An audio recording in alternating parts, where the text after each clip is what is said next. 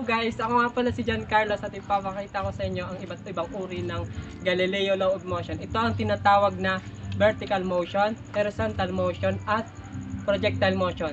Alit na simulan na natin.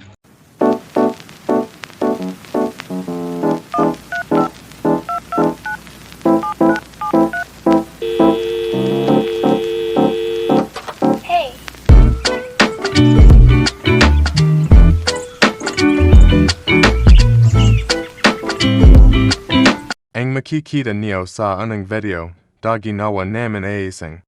Halimbawa ang vertical motion. The vertical motion could be seen as a uniformly accelerated motion. The difference at the acceleration in this motion will be equal to the gravity. Sa madaling salita ang isang objecta. Kapag ito ay may perhong bilis at gravity sabay itong babagsak. Makikita niyo. Sa video sabay silang bumabagsak mas malaki lang yung isang bola kaya mas na ang dumikit.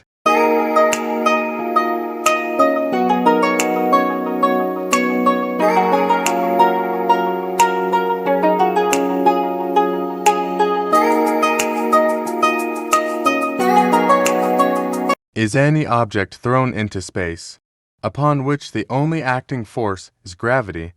The primary force acting on a projectile is gravity. Kung makikita niyo sa video basketball. Ang example ko sa projectile motion, dal kung makikita niyo baran itong tamang layo at tazang ring.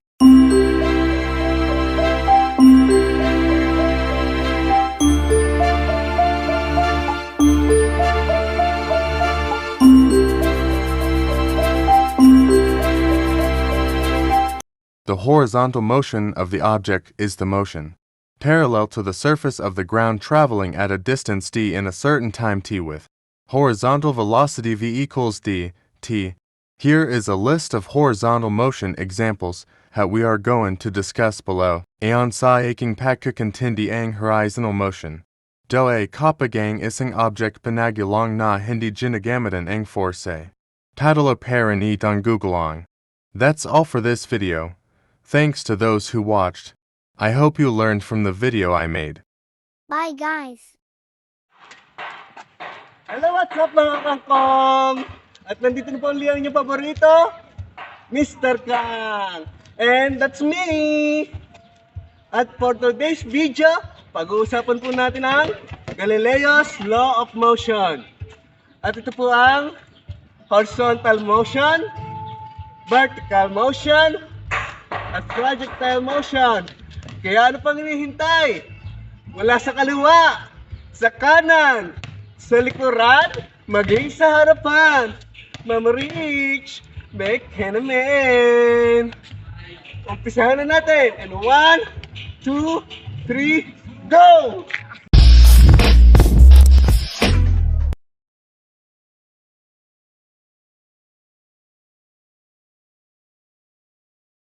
Vertical motion in the absence of resistance. Object would not fall depending on their weight, but in time of fail. Sinasabi dito na ang pagkahulat ang isang bagay hindi sa bigat. Ang isang bagay kundi sa oras ang pagkahulat nito.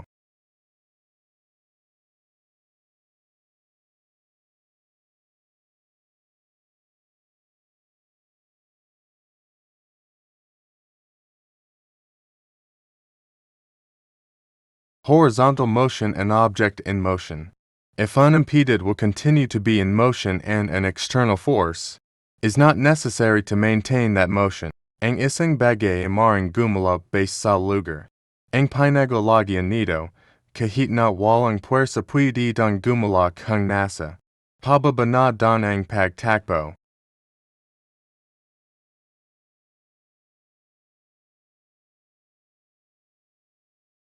Projectile is a combination of a uniform motion in the horizontal direction and uniformly accelerated motion in the vertical direction.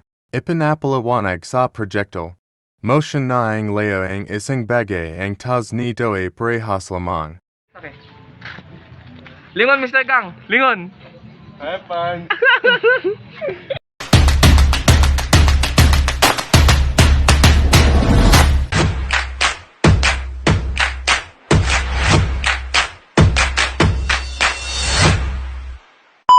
Good day, everyone. Today, I will show you the example of Galileo's motion, which are horizontal motion, vertical motion, and projectile motion. We know that Galileo Galilei is an Italian physicist considered as the father of the modern physics. According to Galileo, horizontal motion led to the principle of inertia, which states in the object motion tend to stay in the motion with the same speed and in the same direction unless acted upon by the external force. These principles applies as long as air, resistance, and other external factors are negligible. This is the example of horizontal motion.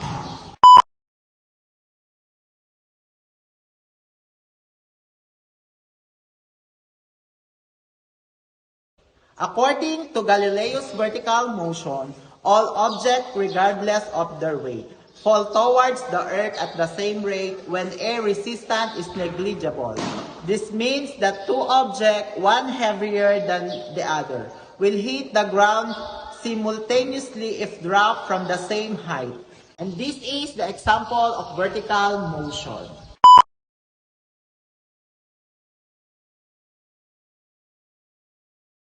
Projectile motion refers to the motion of an object that is launched into the air and moves along a curved path under the influence of gravity.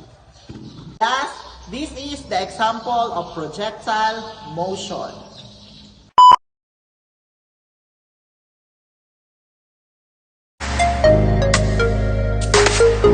Good day everyone, I'm Trish Ancagente and I'm here to show you Aristotle's theory of motions. According to Aristotle, objects in motion exhibit three types of motion: natural motion, forced motion, and violent motion.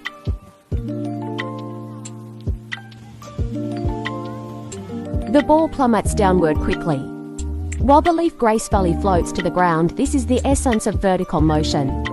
Aristotle would have marveled at this observation. He recognized that heavier objects, like the ball, experience a stronger pull from gravity. As a result, they accelerate fast. First, horizontal motion. It's all about moving straight ahead. Time to put it to the test on my bike, the thrill of gliding through the air. Following a straight path. Aristotle would appreciate the simplicity and grace of horizontal motion.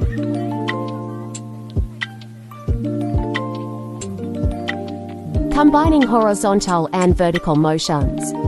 Like shooting a ball towards the hoop, I jump, shoot the ball, and watch it soar towards the hoop. It follows a curved path, influenced by gravity's pull.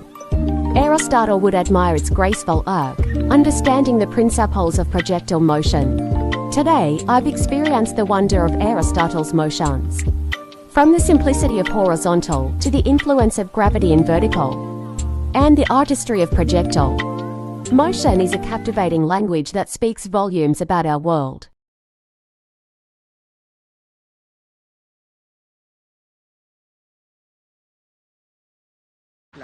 Welcome, esteemed audience, to a concise journey through Galileo Galilei discovered of three distinct types of motion.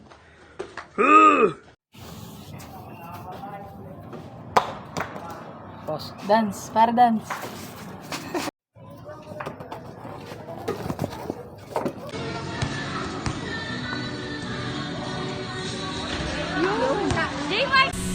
Hello everyone, my name is Elizabeth and I'm going to share you Aristotle's theory of motion. Vertical motion. Vertical motion is referred to as natural motion. In a natural motion, the object will move and will return to its natural state based on objects, material or composition, earth, water, air, and fire. Aristotelian concept of natural motion is a largely vertical motion, which is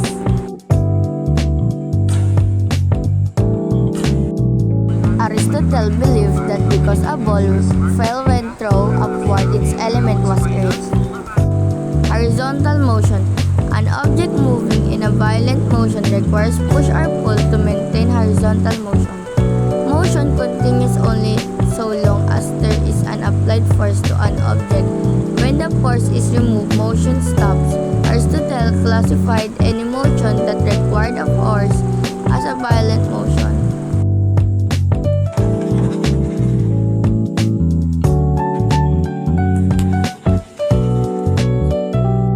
Violent motion is imposed motion caused by pushing or pulling. The example at the right show a chair. The chair will remain on the floor unless a push or a pull force is applied. Projectile motion. Aristotle viewed the projectile motion as natural and violent motion. He said that heavy objects fall faster than light ones. Initial motive force transferred to the medium initially surrounding the object, a power to act as a motive force. Airflow. Medium then force object into new region which is the impart with the power to act. What's up mga ka-wonder? Today I'm going to present to you the three types of motion as discovered by Galileo Galilei. First is vertical motion.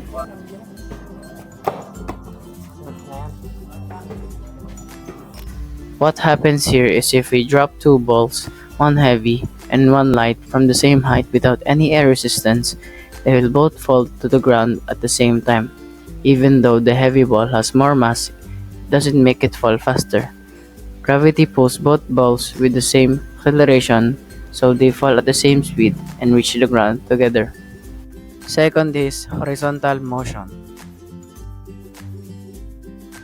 What happens here is when you roll a ball horizontally, it moves in a straight line at a constant speed until friction slows it down, eventually bringing it to a stop. Gravity doesn't affect its horizontal motion unless the surface is inclined. Third is projectile motion.